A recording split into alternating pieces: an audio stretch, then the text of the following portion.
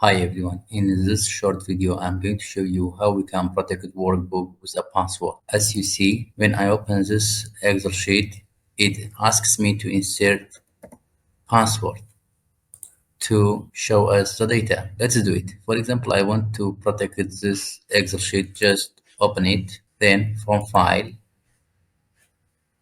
Info, Protected Workbook. Here we have different options. I use encrypt with password.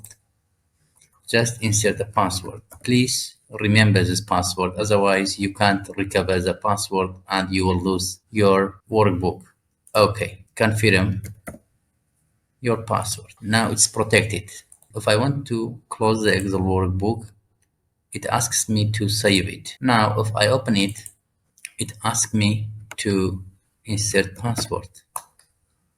Okay. If you want to remove the password, again just from File, Info, Protect Workbook, encrypt with password, just delete password.